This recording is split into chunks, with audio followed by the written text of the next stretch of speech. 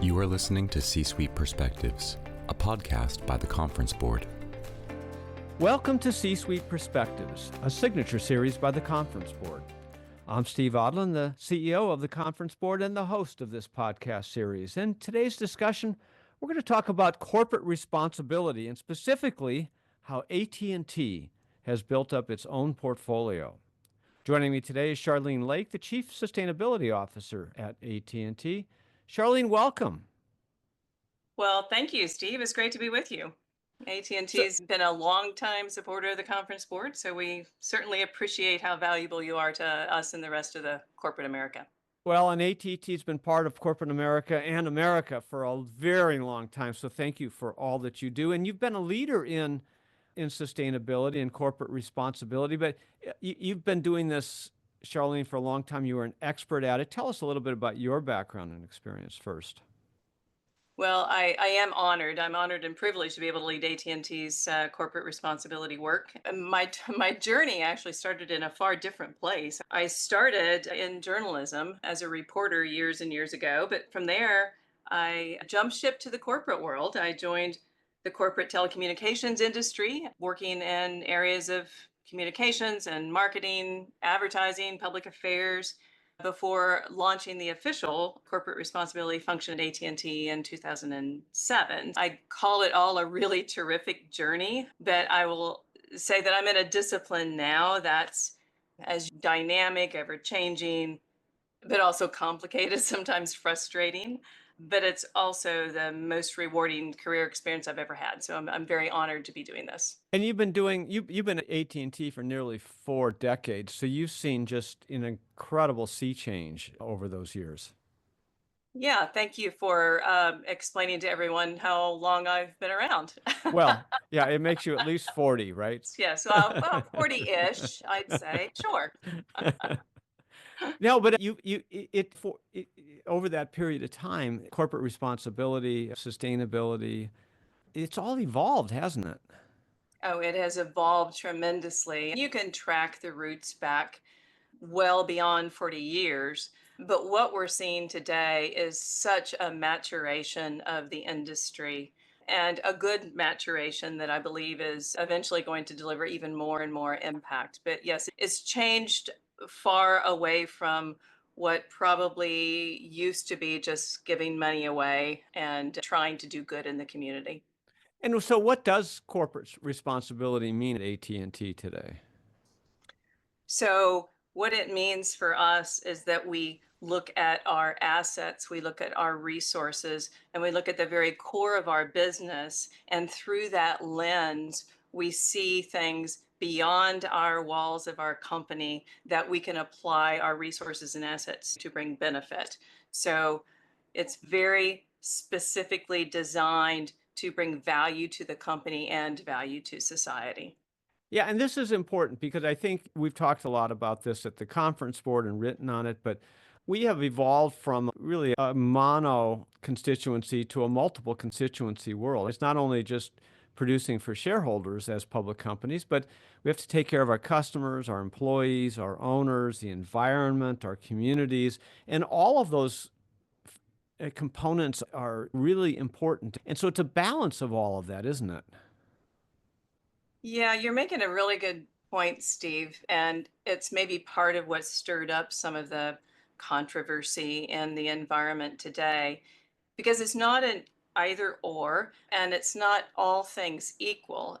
When you're working for a company, you are delivering for the company, and where the corporate responsibility comes in is the how. So you deliver value to the company, but how you do it is through the relationships you have with your stakeholders and understanding their issues and understanding their problems and understanding how your business affects that, either with a risk or an opportunity.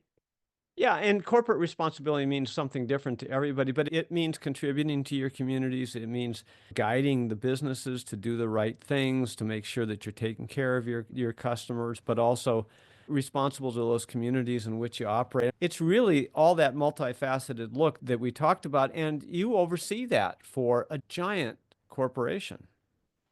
I do. I have a fabulous team that is very skilled in understanding how to bring that value to both business and society. It's been a portfolio that we've built up over the years, and corporate responsibility is really interpreted different at every company. But for corporations to really drive impact, they need to focus. So our portfolio at AT&T is really anchored first on bridging the digital divide, and second, on using our technology to create environmental solutions. So, the digital divide work is backed by a commitment to spend $5 billion dollars and reach 25 million people by 2030 with affordable, high speed internet and tools to really be able to succeed in this digital world. And on the environmental front, we're committed to achieving carbon neutrality by 2035. But we're also working to help our business customers be more efficient and help them reduce emissions. And we're working to enhance climate resilience of our network.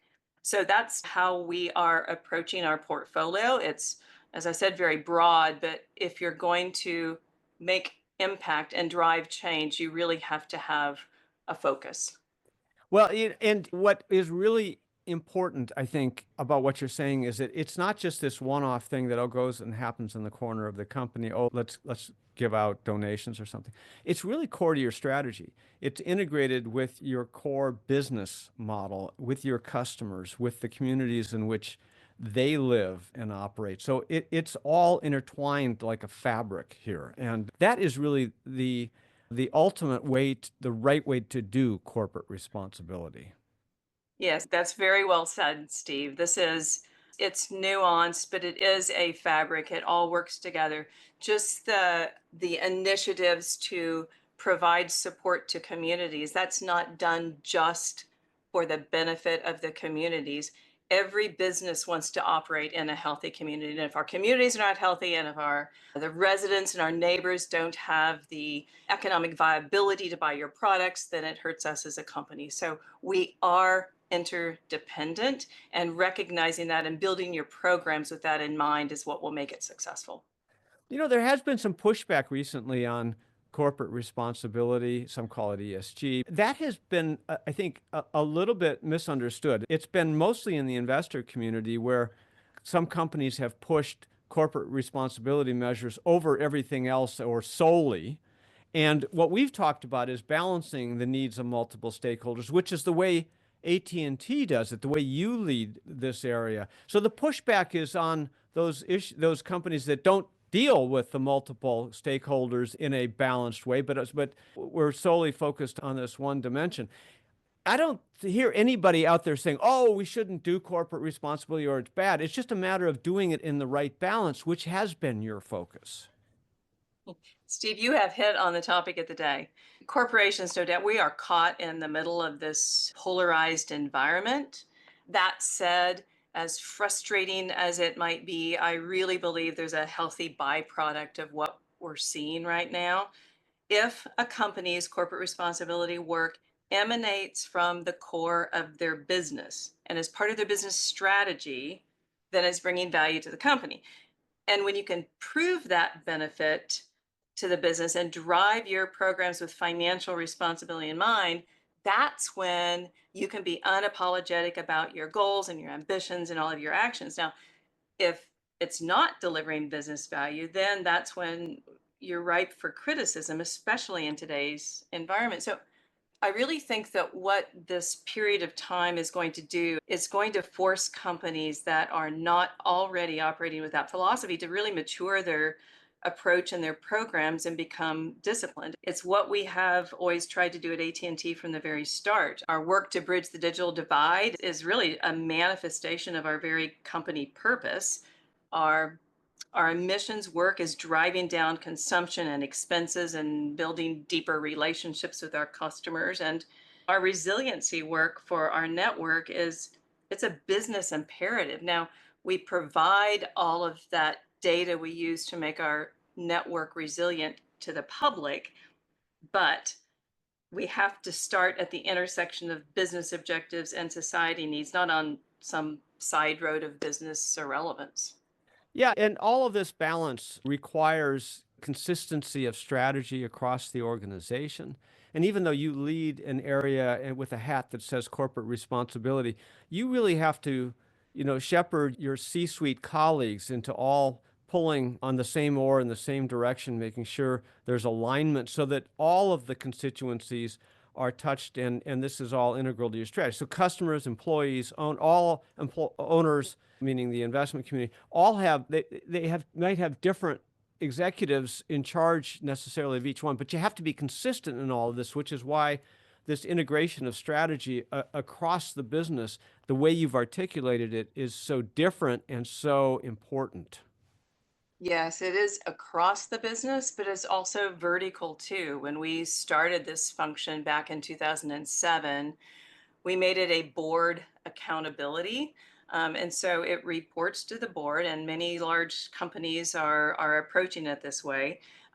So it starts at the top, and it flows all the way throughout the organization, horizontally and vertically, completely integrated with the business operations.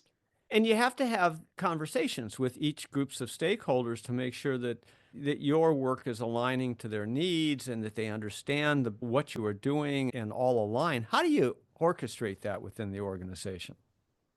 Yeah, you have to understand stakeholder issues and concerns. That's critical to input. It's critical input to any program design. If you're successful in doing that, you can't be in an echo chamber. And I think that's really important, especially in today's environment. You have to listen and solicit feedback from all of your stakeholder groups, as you said, employees and customers, policymakers, investors, whether it's through research and polling, materiality assessments from the social and environmental and feasibility testing. You should be talking with your frontline employees who day after day spend time talking with. You need to take the calls from the activists even. And I think the point is not that we want to implement every desire of all of these voices in our orbits, but we have to understand their concerns, and we have to understand how our company relates to those priorities and the risk and opportunities it presents. So in addition to that, once you understand them, then you can understand how to partner with them, because the problems we're trying to solve in the world today, they're not easy, or they would have already been addressed, right? So joining with companies and nonprofits and government entities in a shared mission gives you a much better chance of driving impact. These sound like wonderful practices. We're talking with Charlene Lake, the Chief Sustainability Officer at AT&T. We're going to take a short break and be right back. What does the future of work mean for your employees? How will your company navigate ESG? Will there be a global recession? At the Conference Board, our experts translate the latest research and economic analysis into insights and real-time problem solving for your organization. Membership at the Conference Board provides your team with an assortment of knowledge, from economics, marketing and communications, ESG, public policy, and human capital. As a member, you'll have access to our center experts, member-exclusive events, data and benchmarking tools, and peer sharing that will help you understand the present and shape the future. Consider becoming a Conference Board member today by visiting www.conference-board.org. Welcome back to C-Suite Perspectives. I'm your host, Steve Odland from the Conference Board, and I'm joined today by Charlene Lake, the Chief Sustainability Officer at AT&T. Charlene, let's go a little bit deeper on some of these goals, and specifically your environmental goals. You mentioned in the first half of our program that you want to reach carbon neutrality by 2035. Talk about the initiatives that you are putting in place to achieve these goals.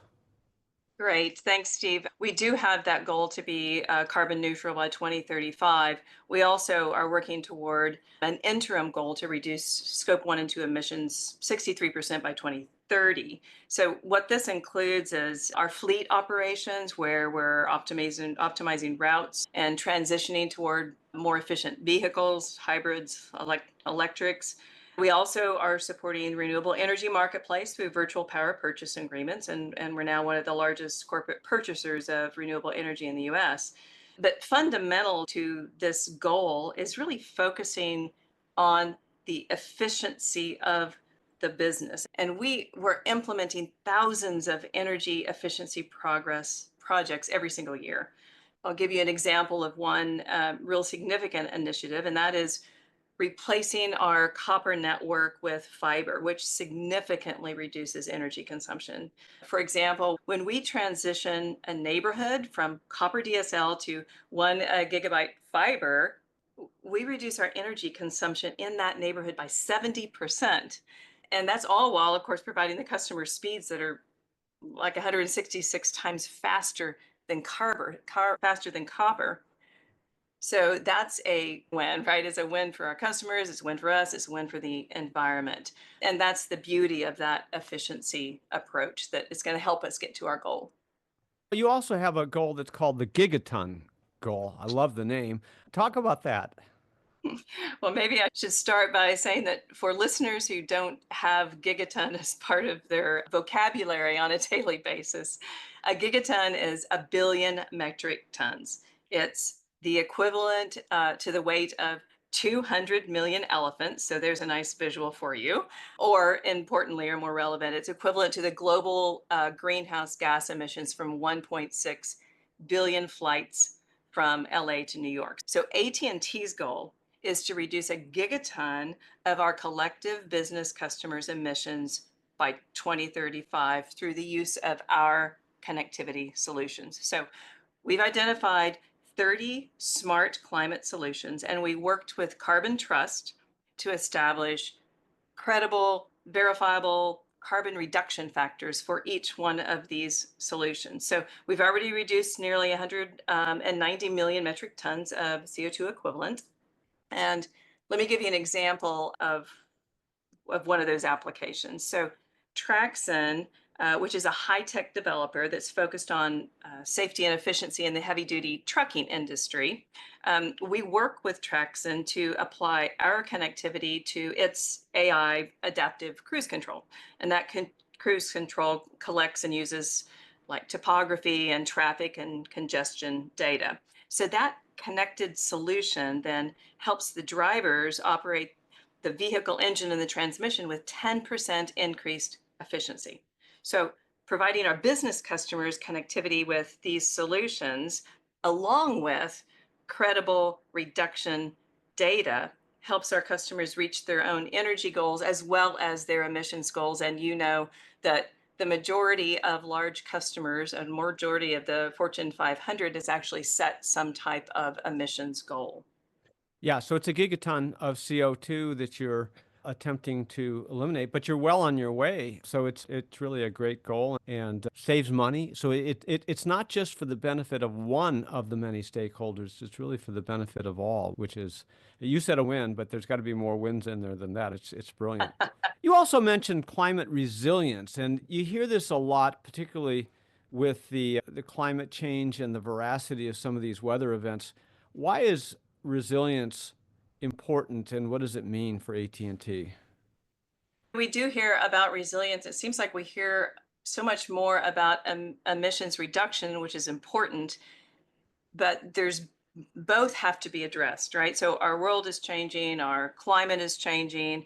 Every company needs to understand how to anticipate the impact of that change and then adapt the business accordingly. So at AT&T, climate resilience means working to build stronger networks and communities today to withstand the storms of tomorrow. So for our network, what we did is we worked with Argonne National Labs to incorporate advanced forward-looking climate data, like up to 30 years in advance, into our decisions so we can protect and we can harden our infrastructure against future hazards and severe weather. For example, we factored this climate data into our flood vulnerability analysis for about 7,000 of our facilities. And what that enabled us to do was to pinpoint which locations could benefit from hardening solutions like floodgates or raised equipment. And it helped us prioritize our resources.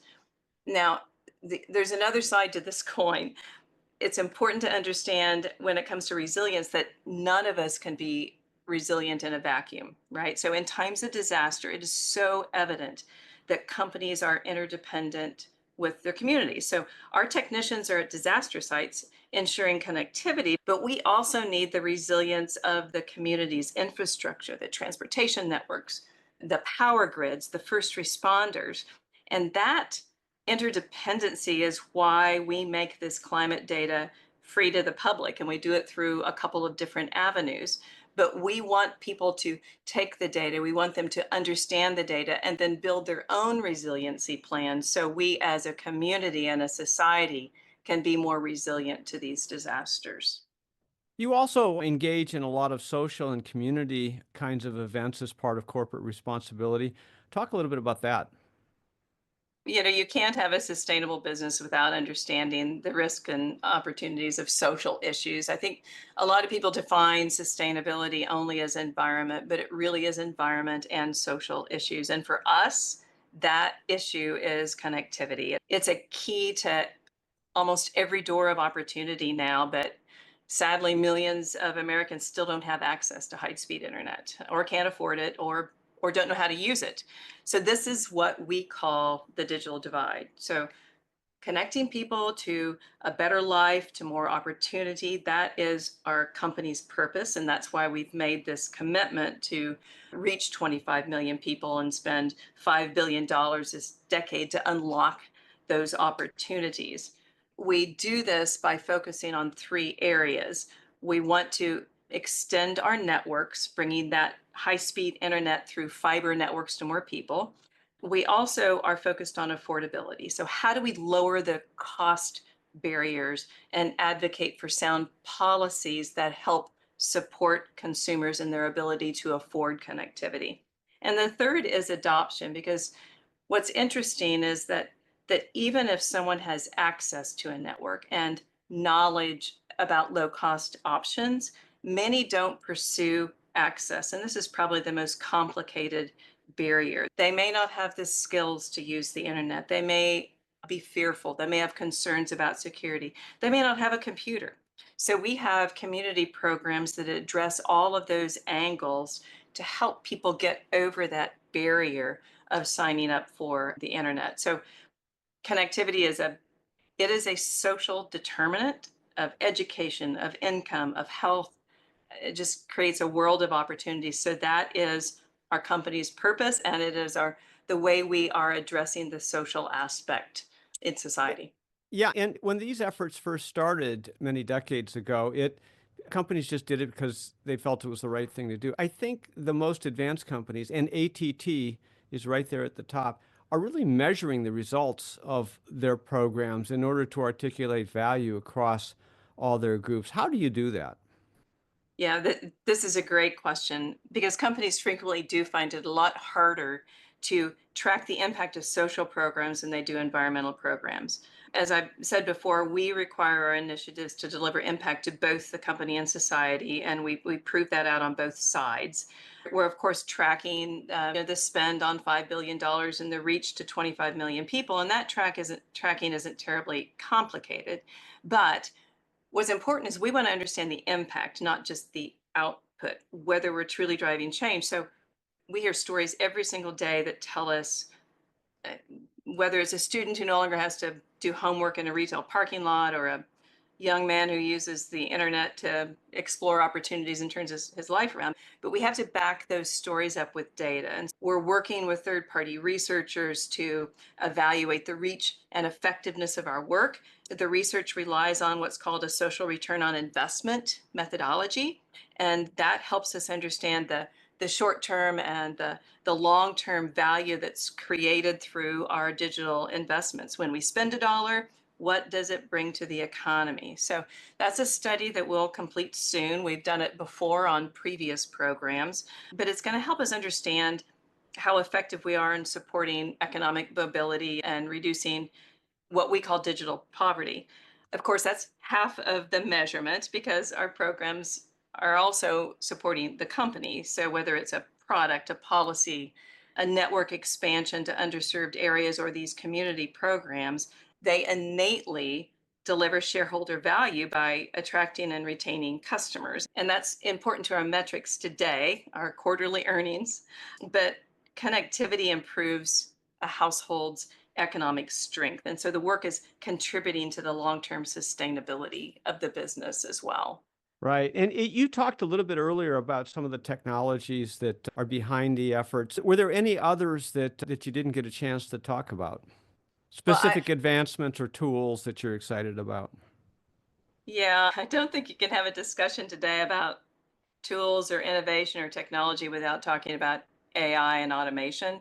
It's, of course, the discussion in nearly all industries. How are they driving efficiency and innovation for businesses? So AT&T's been using AI for generations. In fact, our researchers were deeply involved at the 1955, and by the way, I was not there, conference where the term artificial intelligence was born. Again, I wasn't a firsthand witness to that, but it's recorded in the research.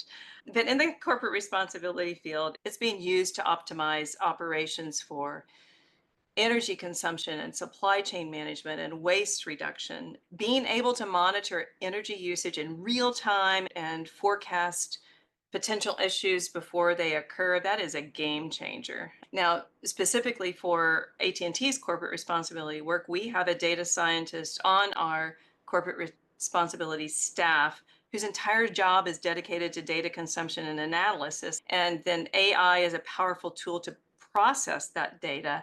And what happens is it enables our business teams to integrate our insights into their workflows and to drive more informed decisions. And I can't wait to see where all of this goes, because I think just a couple years down the road, we're going to look back and just see how rapidly we have progressed in this space. Yeah, so as you look ahead now to 2025 and as we wrap up here, what does this year look like? What are you going to do differently and new? Well, the long term is we're still tracking toward our overarching Yeah, goals. Those are yeah. public goals, and we're working towards that. I'd say in the near term, there's a couple important drivers of work that all companies are wrestling with, and certainly we are too. First, the emerging worldwide regulations for tracking and disclosing impact in this entire space. We have to persistently work to ensure that our data collection and our reporting is audible and is SOX compliant. The second, and we touched on this before, Steve, but it is important to accept that corporate responsibility work will continue to be caught in the middle of a polarized society, regardless of whether the pushback is right or wrong or fact efficient. So this is an opportunity for all of us to strengthen our work and to really take it to the next level. If we want to ensure that our programs continue to thrive and continue to drive impact amidst all of this social discourse, we have to prove and validate the business relevance and the company benefit. And the work we do should not be an ideology. It should be an imperative for business success. And that is going to be the driving force, certainly in the short term.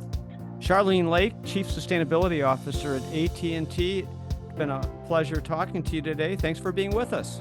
Great to be with you, Steve. And thanks again for all the support the Conference Board does to provide to the corporate community. Well, and thank you for everything that AT&T does for your customers, your employees, and our communities. It's just so important. And thanks to all of you for listening in to C-Suite Perspectives. I'm Steve Odland, and this series has been brought to you by the Conference Board. You have been listening to C-Suite Perspectives, a podcast by the Conference Board.